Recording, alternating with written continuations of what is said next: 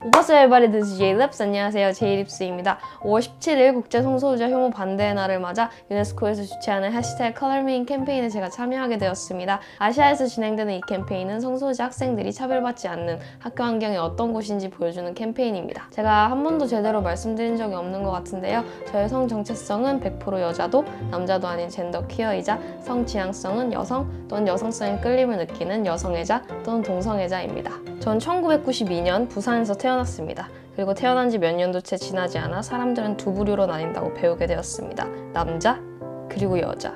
유치원 때부터 저희는 정확히 나뉘어졌어요. 남자애들은 파란색, 여자애들은 핑크색. 남자애들은 로봇이나 자동차, 여자애들은 인형. 남자와 여자는 좋아할 수 있는 것도 행동도 외모도 옷도 놀이도 모두 달라야 했습니다. 제가 사회적 젠더 표현의 기준에서 벗어나면 어른들이든 아이들이든 제가 벗어났다는 걸 지적했고 그건 비웃음거리가 되었습니다. 그래서 저는 최대한 그 기준에서 벗어난 것을 좋아하지 않으려고 애썼습니다. 전 남자이고 싶진 않았지만 여자이고 싶지도 않았어요. 하지만 남자도 여자도 아닌 선택지가 있다는 걸 저에게 알려준 사람은 아무도 없었습니다.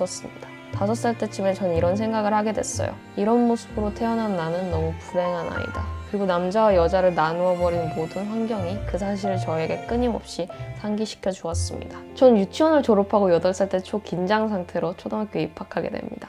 긴장한 거 보이시나요? 입학하자마자 반 아이들에게 번호가 부여됐어요. 남자애들은 1번부터 여자애들은 30번부터 번호를 붙여줬습니다. 마치 남학생들과 여학생들을 나누어 관리하는 게 그렇게나 중요한 것처럼요. 저는 아마 45번 정도였던 것 같습니다. 그러다 저는 9살 때 미국으로 갔어요. 거기서 다닌 학교에서는 성별에 관계없이 알파벳 순으로 반 학생들에게 번호를 붙여줬습니다. 그땐 번호가 3번 정도였던 것 같네요. 전 그게 너무 만족스럽고 참신하고 좋은 방식이라고 생각했습니다. 그렇게 구분 지어도 전혀 문제가 없었거든요. 그리고 한국처럼 남자들이 축구를 할 때 여자애들은 줄넘기를 시킨다거나 하지 않았어요. 축구를 할 땐 다 같이 축구를, 야구를 할 땐 다 같이 야구를, 피구를 할 땐 다 같이 피구를 했습니다. 그리고 적어도 저희 학교, 저희 학년에는 제가 다를 때 다르다고 놀리는 아이들도 교사도 없었습니다. 그래서 그나마 2차 성징이 나타나기 전까지는 제 성 정체성이 그리고 젠더 표현이 덜 불편했던 것 같아요. 하지만 2차 성징은 너무 싫어서 새로운 게 나타날 때마다 울었던 기억이 나네요. 그러고 나서 또 다른 문제가 나타납니다. 바로 성지향성. 제가 5학년 때 동성애자 부부와 아이들로 구성된 가족에 대한 다큐멘터리를 담임 선생님들께서 같은 학년 아이들한테 같이 보여주신 적이 있어요. 그때 사실 그 영상을 보고 설명을 들었음에도 불구하고 그게 대체 무슨 뜻인지 몰랐어요. 그저 친구들끼리 마음이 잘 맞아서 가정을 이룬 건 줄 알았어요. 왜냐면 그때까지 저는 남자랑 여자만 그런 감정을 느낄 수 있다고 세뇌교육이 되어 있었거든요. 제가 6학년이 되고 어느 날 그 감정을 느꼈는데요. 혼란스럽게도 그 상대가 남자가 아니었습니다. 그러고 나서 그 다큐멘터리 갑자기 생각이 나더라고요. 아, 그게 이 뜻이었구나. 이런 게 존재하긴 하는 건가 보다. 근데 하나의 다큐멘터리가 그때 당시 불안정하고 어렸던 저를 위로해주기에는 많이 부족했던 것 같아요. 이 수많은 사람들 중에 왜 하필 나여야 하는 거지? 그렇게 저의 디나이얼이 시작된 채로 저는 한국으로 돌아왔습니다. 학교에 간 저는 다시 40번대 이후의 번호가 부여되었고 채우기 싫다고 주장하는 여자애들 사이에서 부럽지 않은 척 축구를 하는 남자애들을 바라만 봐야 했고 남자 연예인이랑 남자애들한테 관심이 많아진 여자애들 사이에서 나도 관심이 많다고 제 자신에게 주입시켰습니다. 제가 고등학교 때 여고를 나왔는데요. 학교 내에 사귄다고 소문이 나는 여자애들 커플이 있었어요. 그래서 학생들 그리고 심지어 걔네랑 친했던 아이들까지도 걔네에 대해서 부정적으로 수군거리기 시작했는데요. 어느 날 제 친구가 저한테 이런 말을 합니다.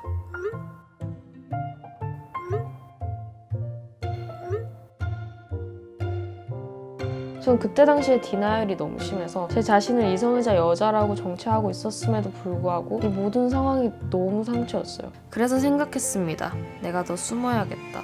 더 디나이하고 알리지 않고 차단시켜 버려야겠다. 저 때는 정말 상상도 못했는데요. 요즘에는 한국 중고등학교 내에 성소유자 동아리들이 조금씩 생기고 있다고 합니다. 그래서 제가 몇몇 고등학교에 인터뷰 요청을 드렸는데요. 학교명은 미디어 노출 허가에 대한 승인을 받지 못해서 단체명만 공개하는 걸로 하겠습니다. 안녕하세요. 성소수자 인권 동아리 땡큐입니다.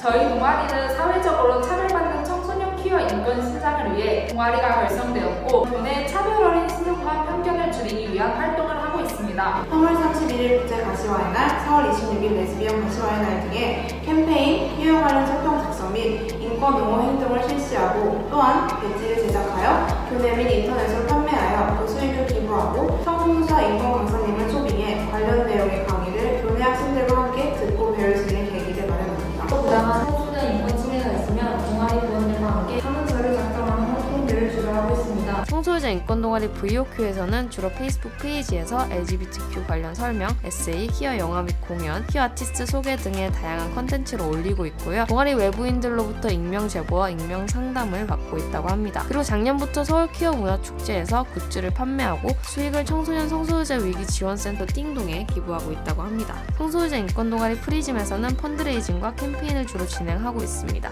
학교 학생들에게 다과를 팔고 수익금을 행동하는 성소유자 인권 연대와 띵동이 기부하여 비동아리 학생들이 기부에 참여할 수 있도록 하기도 하고요. 커밍아웃 데이에는 학교에 설치되어 있는 나무 조형물 앞에 프라이드 플래그 6색의 리본을 준비해서 커밍아웃한 친구에게 해주고 싶은 말을 리본에 적어 나무에 걸어달라는 캠페인을 진행했다고 합니다. 침묵의 날에는 청소년 성소유자 학교 폭력 피해와 자살 수치에 대한 포스터를 교내 곳곳에 부착하고 침묵의 날에 대한 설명을 무지개색 사탕에 묻혀 전교생에게 나눠주는 등의 활동을 했다고 합니다. 유네스코에서 제공해준 자료에 의하면 성정체성, 성지향성, 그리고 젠더 표현과 관련하여 54%의 한국 성소유자 학생들이 학교에서 심각한 또는 매우 심각한 차별을 겪었다고 답했습니다. 그리고 84%가 또래 친구들한테서 차별을 받았다고 응답했고 41%가 교사들한테서 받았다고 응답했습니다. 제가 조사해보니 성소유자 당사자만으로 이루어진 동아리는 아우팅 등의 문제로 활동이 어려워서 LI가 함께하는 그런 형태로 친목보다는 인권 중점의 동아리들이 더 많더라고요. 성소유자 당사자들만으로 이루어지는 한 고등학교의 익명 모임에서는 멤버 모집과 활동이 매우 어렵지만 학교 내에 포스터를 붙이면서 학교 내에 이런 동아리가 있다,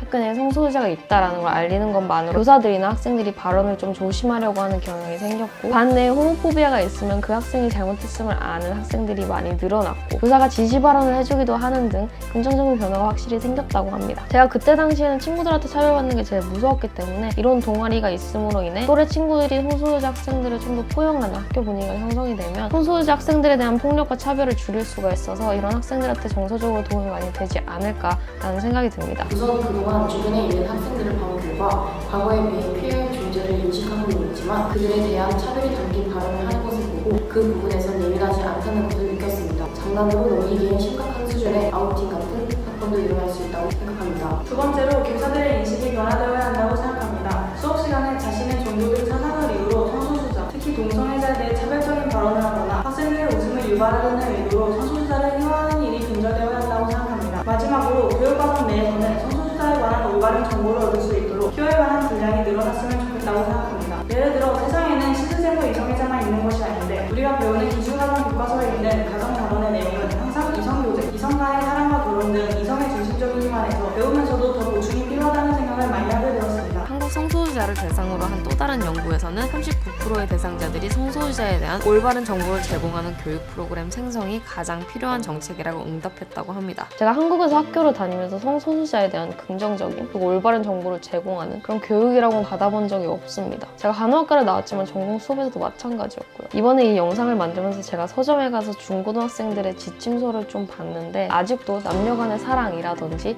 아니면 이성 교제의 단점으로 동성 친구들과 멀어질 수 있다, 뭐 이런 성소유자 학생들이 아예 배제된 그런 문구나 단어들이 여전히 교과서에 쓰이고 있었고, 그리고 이성에 중심적이지 않은 성교육 부분을 찾아보려고 했는데 결국 찾지 못했습니다. 이만큼이나 미흡한 성소유자에 대한 차별 없는 그리고 올바른 정보를 제공하는 교육을 이제는 학교에서 할 때가 되지 않았나 라는 의견 전하면서 이번 영상 마무리 짓도록 하겠습니다. 제가 한국 중고등학교 성소유자 동아리를 조사한다고 여기저기 연락드리면서 좀 귀찮게 해드렸는데요. 너무 흔쾌히 참여해주신 성소유자 인권 동아리 땡큐, VOQ, 프리즘, 그리고 익명을 요청하신 성소유자 모임에 감사하다는 말씀 꼭 전하고 싶습니다. 저는 유튜브에서 제이립스라는 이름으로 퀴어와 관련된 컨텐츠를 올리고 있고요. 마성의 게이라는 블로그에서 젠더와 섹슈얼리티에 관련된 강의를 올리고 있으니까요. 한 번씩 관심 가져주시고 찾아와 주시면 감사드리겠습니다. Don't forget to like, share, comment, and subscribe, and hashtag color me in.